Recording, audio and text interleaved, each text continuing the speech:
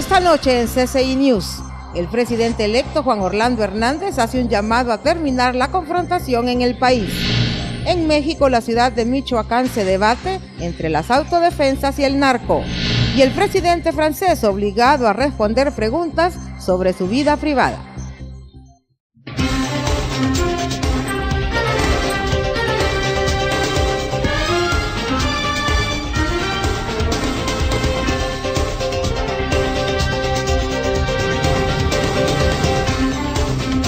Este es su noticiero CCI News, con Mayra Navarro.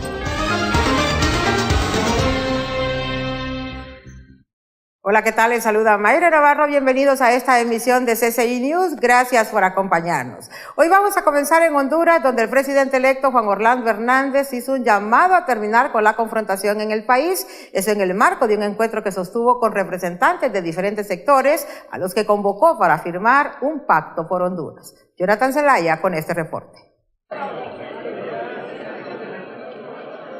Con el objetivo de garantizar la gobernabilidad, el presidente electo Juan Orlando Hernández suscribió este martes junto al sector obrero, iglesias y organizaciones no gubernamentales el denominado Pacto por Honduras. El acuerdo fue firmado por Hernández y los representantes de la sociedad civil ante miembros del cuerpo diplomático y organismos internacionales acreditados en Honduras. En su discurso, el próximo presidente llamó a poner fin a la confrontación en el país. El camino de la confrontación que tanto daño nos hizo, el camino de la falta de tolerancia, solamente porque no compartimos las mismas ideas, el camino de la desidia que terminó generando una ola delincuencial nunca antes vista. Ese no fue el camino que escogió el pueblo hondureño. Escogió el camino de cuidar lo más sagrado de un Estado, que es la persona.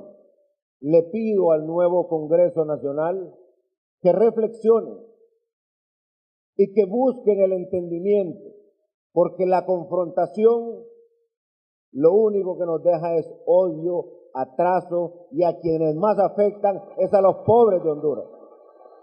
El pastor Alberto Solórzano, presidente de la Confraternidad Evangélica de Honduras, llamó a la unión de todos los sectores en vista de este pacto para poder construir un mejor futuro para todos. Los tiempos que vivimos requieren de un pacto por Honduras.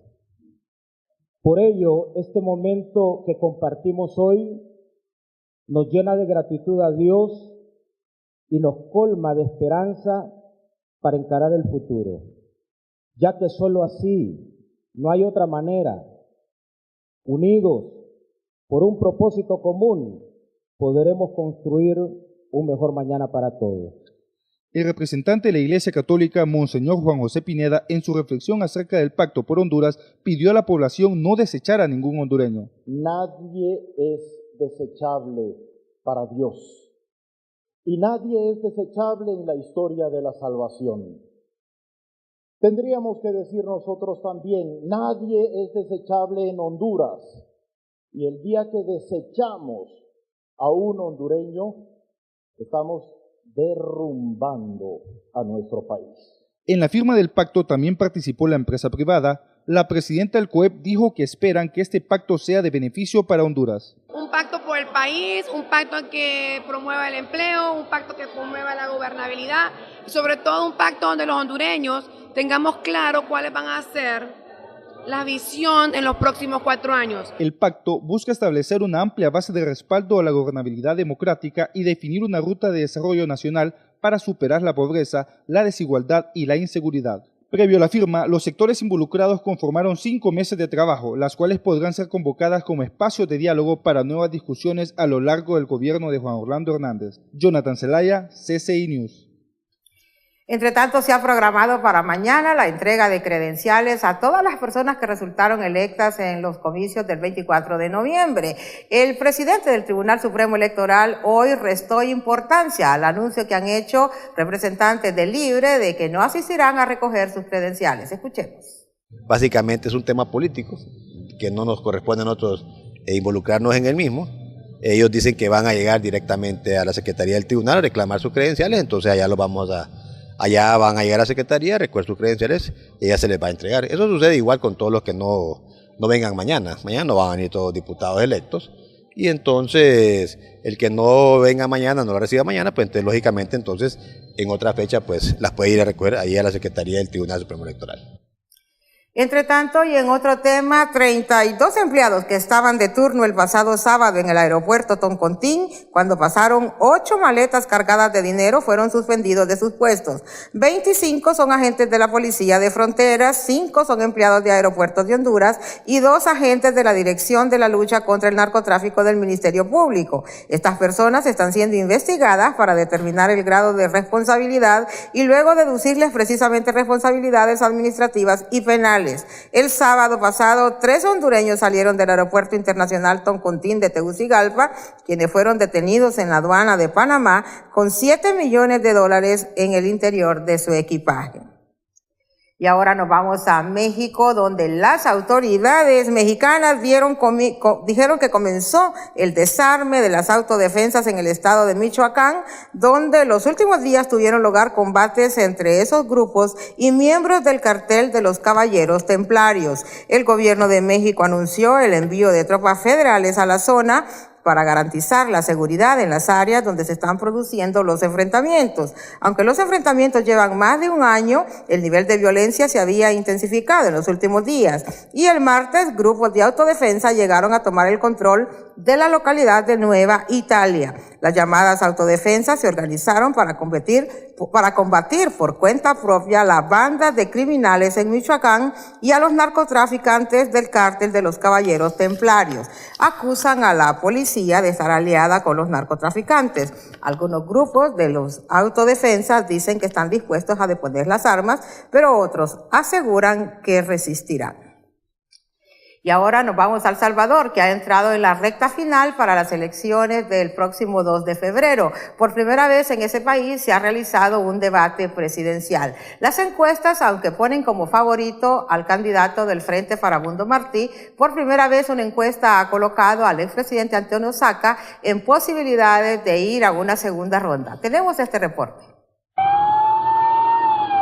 El tema de la seguridad en El Salvador, un país golpeado por el problema de las pandillas, fue uno de los centros del debate que sostuvieron los principales candidatos que participarán en los comicios generales del 2 de febrero próximo. El representante del gobernante Frente Farabundo Martí para la Liberación Nacional, Salvador Sánchez Serén, aseguró que combatirá la inseguridad con más inversión en la familia y educación en los jóvenes.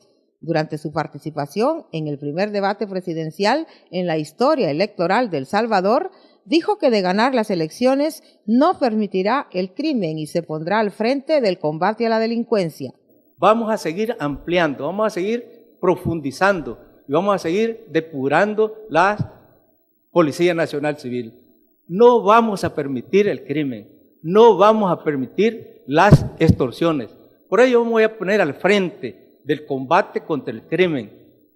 Por su parte, Norman Quijano, aspirante a la presidencia por la derechista Alianza Republicana Nacionalista Arena, partido que gobernó durante 20 años, subrayó que militarizará la fuerza pública y creará un Estado mayor para enfrentar la delincuencia. Insistió en que hará lo necesario para erradicar la violencia, incluso usará los poderes que da la Constitución para ello. Nosotros vamos a hacer uso de todos los poderes que nos otorga la Constitución de la República para poder militarizar la seguridad pública. Vamos a establecer un sistema nacional de seguridad pública, un Estado mayor de seguridad pública. En tanto, el expresidente Elías Antonio Saca dijo que no combatirá la inseguridad con más derramamiento de sangre y que este no es un problema que se resuelva en 100 días. Este no es un problema que se resuelve fácilmente.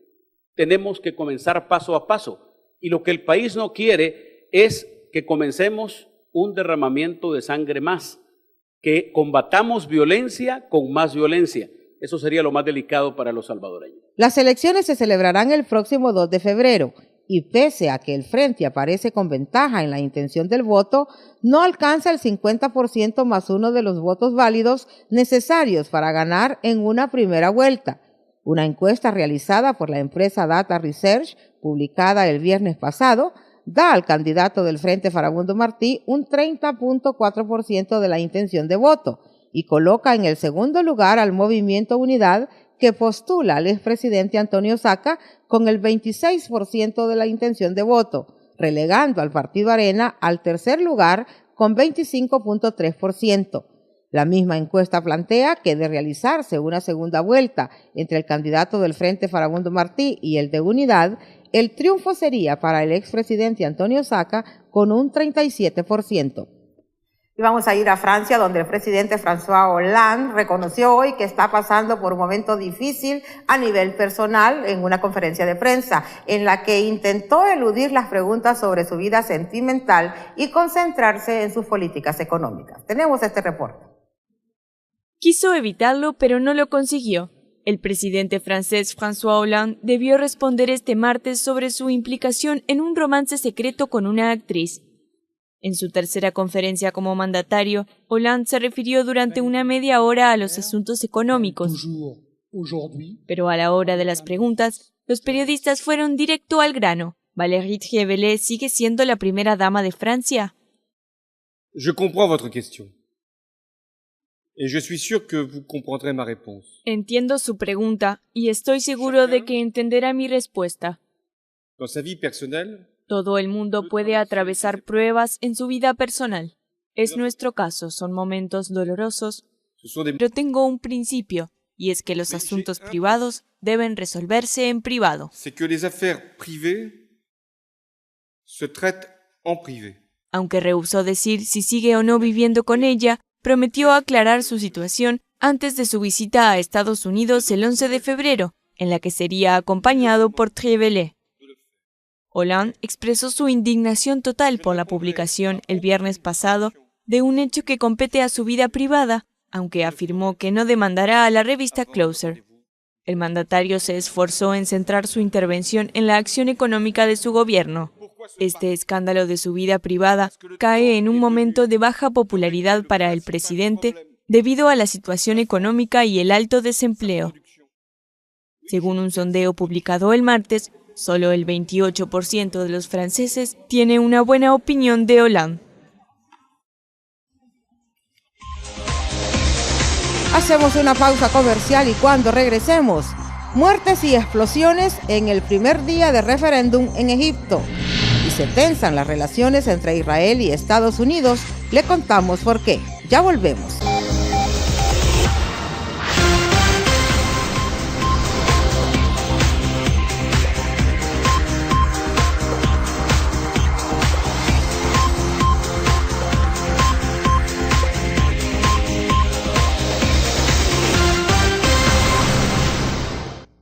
Seguimos con las informaciones. Los egipcios votaron este día en el primer día de referéndum, una consulta sobre una nueva constitución. Los partidarios de este nuevo texto como una salida hacia la estabilidad. La violencia estropeó el primer día de la consulta. 9 personas murieron en enfrentamientos con la policía y partidarios del expresidente Mohamed Morsi en varias ciudades de Egipto. Tenemos este reporte. Horas antes de la apertura de los colegios electorales, una bomba casera explotó cerca de un tribunal en El Cairo. En el referéndum se vota una nueva constitución para Egipto. El ataque no dejó muertos ni heridos, aunque las ventanas y la fachada del edificio resultaron dañadas. Antes del referéndum, el comandante en jefe del ejército y hombre fuerte de Egipto, Abdel Fattah al-Sisi, mostró su interés de postularse en las elecciones presidenciales previstas para este año. Hace 6 meses el ejército derrocó al presidente islamista Mohamed Morsi, el primero elegido democráticamente en la historia del país. Después de su destitución, un gobierno interino anunció una transición democrática con la propuesta de promulgar una nueva constitución. El proyecto aumenta los poderes del ejército. Desde la caída de Morsi, más de 1000 personas murieron por la represión del ejército contra sus partidarios, en particular los del movimiento islamista Hermanos Musulmanes, cuyos dirigentes fueron casi todos detenidos. Entre tanto, las explosiones de al menos de varios coches bombas provocaron la muerte de al menos 21 personas en Bagdad, en hechos de violencia que empañaron la visita que hizo el secretario general de las Naciones Unidas a Irak. Tenemos este reporte. Una visita empañada por las bombas. El secretario general de Naciones Unidas, Ban Ki-moon, ha estado en Irak, donde se ha reunido con el primer ministro Nouri al-Maliki con el fin de impulsar un camino para la estabilidad del país. Pediría a los líderes de Irak que aborden las raíces de los problemas. ¿Cuáles son los problemas, las quejas o lo que sea?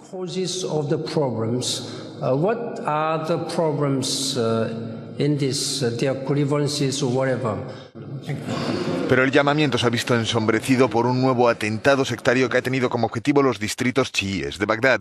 Al menos 25 personas han muerto y 76 han resultado heridas en una cadena de ataques con coches bomba en la capital. No es la única zona del país golpeada por la violencia. Las autoridades han tenido que distribuir mantas y alimentos a los cientos de desplazados de las ciudades de Faluya y Ramadi. El Estado Islámico de Irak y del Levante, organización vinculada a Al-Qaeda, controla aún la primera de ellas. El gobierno ha indicado que no ordenará entrar al ejército y dará tiempo a las tribus locales para que expulsen a los extremistas y evitar así un baño de sangre similar al que se produjo en la intervención militar en Ramadi el pasado viernes. Y las relaciones entre Israel y Estados Unidos atraviesan un momento de tensión por las declaraciones del secretario de Defensa israelí, en las que hizo un fuerte ataque al secretario de Estado norteamericano John Kerry. Según informaciones que surgieron en la prensa israelí esta semana, Yalon acusó a Kerry de producir un plan de seguridad para Israel en el que no valía ni el papel en el que fue escrito. Un diario israelí citó a Yalon diciendo que Kerry estaba actuando con una obsesión incomprensible y que sería mejor si dejara a Israel en paz. Estados Unidos tachó de ofensivos los supuestos comentarios del ministro de Defensa israelí sobre la iniciativa de paz en Medio Oriente impulsada por el secretario de Estado norteamericano John Kerry. La portavoz del Departamento de Defensa estadounidense señaló que los supuestos comentarios de Yalon eran inapropiados dado el apoyo de Estados Unidos a las fuerzas de seguridad israelíes. Entre tanto, el presidente de Estados Unidos, Barack Obama, recibió hoy en la Casa Blanca a su colega de España y elogió las reformas estructurales que adelanta el gobierno español. Tras la reunión que sostuvieron en la oficina Oval, Rajoy señaló que tales reformas requieren esfuerzos de los ciudadanos españoles y aseguró que tiene la certeza de que los españoles comprenden que el esfuerzo ha sido necesario. Obama indicó que las reformas estructurales nunca son las más populares, pero son necesarias para reducir el desempleo y acelerar el crecimiento económico en España y otras naciones europeas. Obama agregó que Estados Unidos actualmente está más optimista que hace un año sobre las perspectivas de la economía europea y coincidió con Rajoy en que el tratado comercial que negocian Washington y Bruselas ofrecerá mayores oportunidades de crecimiento. Vamos a mensajes comerciales y al regresar, el Papa subastará un costoso regalo y en Alemania un castigo ejemplar para compañías cerveceras. Ya volvemos.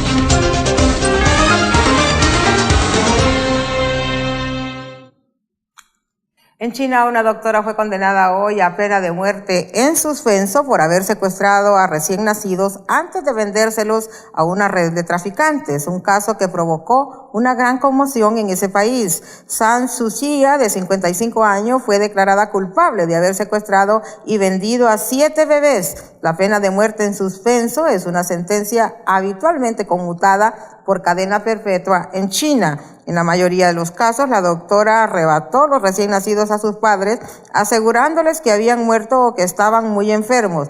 Después los vendió a traficantes que operaban en varias provincias por un precio que alcanzaba los 2.400 euros si era una niña y 5.600 euros si era un varón.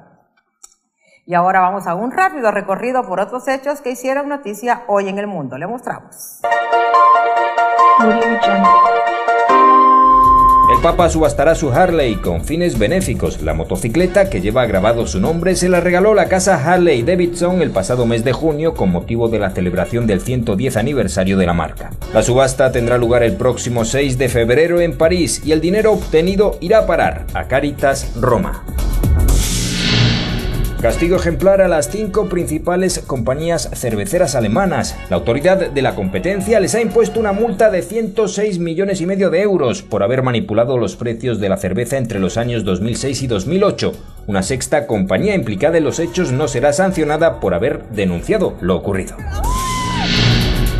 La policía húngara investiga la explosión que se produjo de madrugada junto a 2 oficinas bancarias en el centro de Budapest. El estallido del artefacto, un dispositivo sin identificar, no causó víctimas, pero sí graves daños materiales. Los agentes revisan con atención las grabaciones de las cámaras de seguridad que hay en la zona.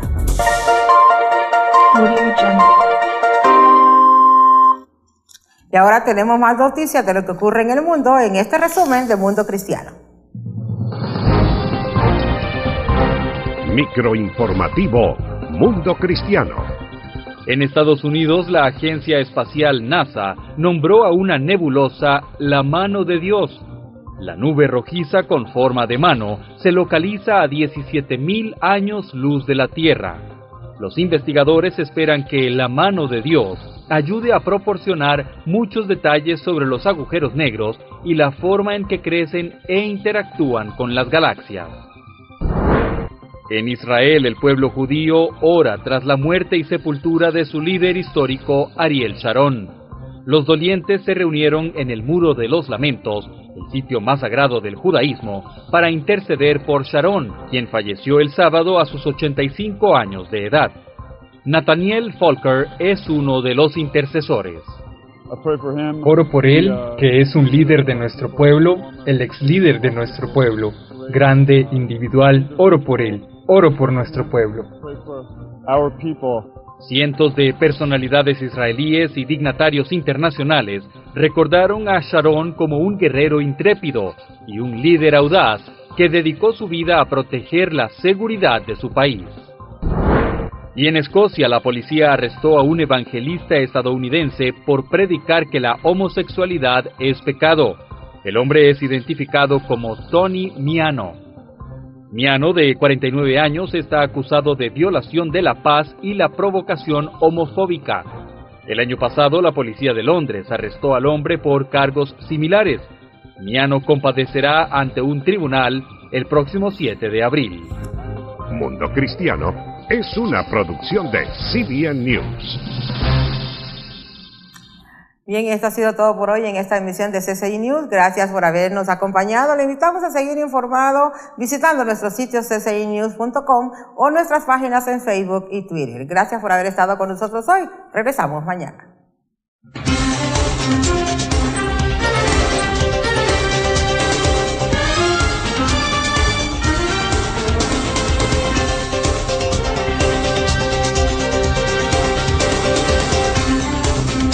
Este fue su noticiero CCI News con Mayra Navarro.